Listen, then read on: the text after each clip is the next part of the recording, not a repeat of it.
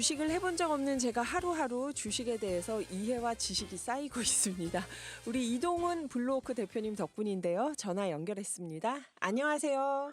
예, 안녕하세요. 예, 오늘도 미국 주식시장 정리로 시작해 보겠습니다. 예, 미증시는 오늘은 하락했습니다. 지난 주말에 이제 금리 인하 기대감 때문에 많이 올랐었는데, 네.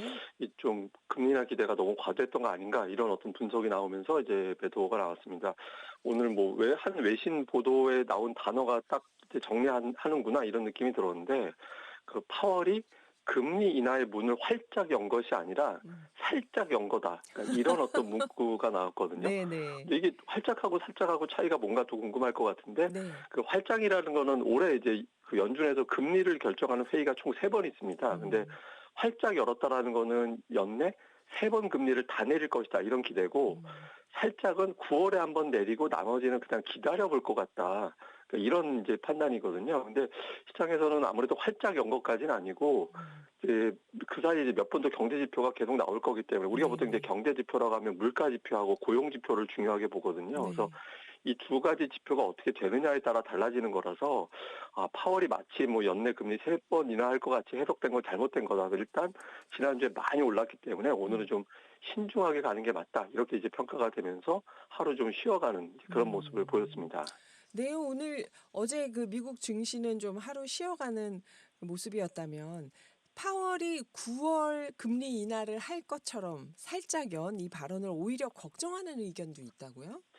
예, 이제 두 가지 정도로 나눠서 보면 되는데요. 그러니까 첫 번째는 보통 이제 금리 인하한다고 할 때 따라가는 이제 이슈가 있습니다. 그러니까 미국 경제가 그만큼 안 좋은가 보다. 그러니까 금리를 내리는 거지, 이렇게 생각하는 게 있거든요. 네. 특히 최근에 이제 관세 때문에 이제 미국의 물가가 높은 수준인데, 원래 물가가 높을 때는 금리 내리면 안 되거든요. 근데 이 높은 수준의 물가에서 금리를 내릴 정도라면, 그럼 경제 상황이 굉장히 안 안 좋은가 좋은 보다. 거다. 예, 그러니까 이런 걱정을 할 수 있는 게 하나가 있고, 또 하나는 최근에 이제 트럼프 대통령이 그 파월뿐만 아니라 연준 주변 인물들을 전부 압박하고 있거든요. 네. 금리 안 내릴 거야, 이런 발언하는 사람들은 우리가 이제 흔히 하는 말로 탈탈 털어서 어떤 비리거리가 나오면 이제 그 사람을 그 압박하고, 실제로 리사 쿡이라는 연준 인사가 최근에 부동산 거래하면서 잘못한 게 있다라고 알려졌는데, 그걸 빌미로 그만둬야 된다, 그러니까 이 사람 금리 내리면 안 된다라고 이야기했던 사람이거든요. 그래서 혹시 연준이 지금 트럼프에 너무 휘둘리는 거 아니냐, 그러면 너무 휘둘려서 트럼프 영향 때문에 금리를 내리게 되면 나중에 부작용, 정말 인플레이션이 크게 올라갈지도 모른다, 이런 걱정을 하고 있다라는 겁니다. 그래서 전체로는 일단 파월이 9월에 일단 한번 내리는 것까지는 해주는데, 그 이후에는 일단 명분상 트럼프에 휘둘리는 것 때문에 또 압박 때문에 9월에 내려놓고, 그 이후에는 이제 금리 인하를 안 할 가능성도 있어서 파월의 지난 주말에 발언을 막연하게 호재다, 대형 재료가 나왔다, 이렇게 판단하는 건 좀 무리가 있다, 이런 해석들도 있는 것 같습니다. 네, 실제로 경제가 좋아서가 아니라 지금 정치적 관계 속에서 금리 인하 발언을 했을 수 있다고 보는 거죠. 예, 맞습니다. 그러면 오늘 미국 증시에서는 선생님 보실 때 주요 특징주가 어떻게 될 거라고 보세요?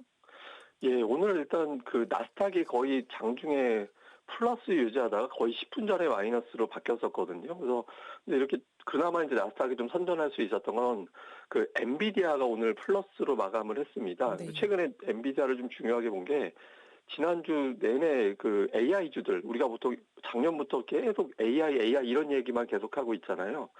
그 AI주의 대표주가 바로 엔비디아인데, 엔비디아가 너무 많이 올라서 거품이 너무 심하다, 이제 이런 주장들이 있었거든요. 근데 하필이면 이번 주에 실적이 나옵니다. 그러면 실적을 보면 이게 정말 거품인지 아닌지 투자자들이 판단을 하게 되잖아요. 근데 실적 발표 앞두고 이제 분위기가, 이번에 실적 발표 나오고 나면 그 거품론을 다 불식시켜 줄 것 같다, 그러니까 이런 어떤 해석들이 나왔습니다. 그래서 엔비디아에 대한 기대감이 다시 작동을 하면서 이제 주가가 올라갔고, 이게 이제 나스닥을 거의 플러스로 시킬 뻔한 이제 그런 모습을 보였고요. 또 하나는 오늘 미국에서 무슨 리조트, 크루즈 이런 단어로 이름이 만들어진 종목들이 올랐거든요. 이게 다 여행주들인데, 여행주가 좋다라는 건 어떤 의미가 있냐면, 이거는 경제가 나쁘면 도저히 사람들이 여행 갈 수가 없잖아요. 그렇죠. 예, 경기가 좋고 그런 걸 방증하는 거라서 이 여행주들의 강세는 최근에 이제 미국의 경제에 대한 걱정이 일부 있고 뭐 앞서 금리 내릴 때 그 네. 경제 걱정 뭐 이런 거 한다라고 말씀드렸잖아요. 근데 지금 주식시장에서 리조트, 크루즈 이런 종목들이 강한 거 보면 미국 경제 괜찮은 거다. 그래서 음. 뭐 그 경제 괜찮다라는 거는 뭐 주식시장이 크게 하락할 일은 별로 없겠구나 이렇게 또 생각하는 그런 계기로도 작동을 한 것 같습니다. 네. 여행주가 강세라고요? 어제 우리 주식시장 흐름을 한번 정리해 보면요. 예, 일단 어제 우리 증시를 볼 때 아시아가 어떻게 움직였는지, 그 우리만 따로 움직였는지 이런 걸 보는 게 도움이 되거든요. 근데 네. 어제 아시아 주식시장이 다 올랐습니다. 그러니까 아하. 아시아가 다 올랐다는 거는 그러니까 뭔가 이제 공통적으로 호재가 있었다라는 거고 이거는 아무래도 뭐 계속 우리가 이야기했던 파월 발언 효과. 그러니까 음.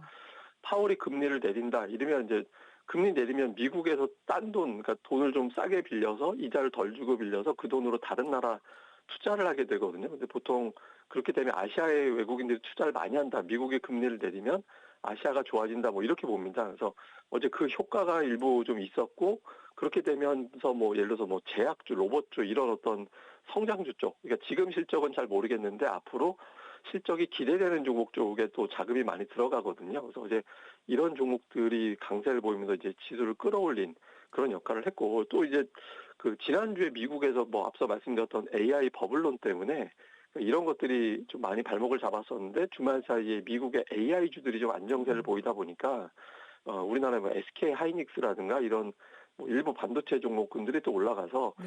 전체적으로 금리 인하 기대감 그리고 AI주들의 안정감이 우리 증시를 좀 지탱해주는 이제 그런 역할을 했습니다. 네.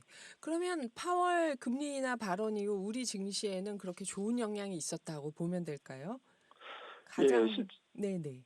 예, 뭐 일단 코스닥이 보통 이제 우리 증시 보면 최근에 코스피가 괜찮고 코스닥은 부진하고 이렇게 됐었거든요. 네. 근데 어제 같은 경우는 코스닥이 코스피보다 더 많이 올랐습니다. 이게 음. 어떤 의미냐면 그러니까 불안할 때 사람들은 그래도 코스피 쪽으로 투자를 합니다. 그러니까 코스닥 아무래도 뭐 실적 변동도 크고 기업들의 실적보다는 그냥 이 기업은 좋아질 것 같아 이런 느낌으로 네 투자하는 네. 시장이다 보니까 조금 불안할 때는 더 투자자들이 좀 매수를 안 하게 되거든요. 음. 근데 어제 같은 경우는 코스닥이 더 많이 올랐다라는 거는 미국 금리 인하 때문에 좀 자신감이 생겼구나 이게 하나가 있고 특히 이제 외국인들이 코스닥 시장에서 매수를 많이 했는데 이게 규모가 5월 28일 이후에 최대 규모로 매수를 했거든요. 그래서 아하.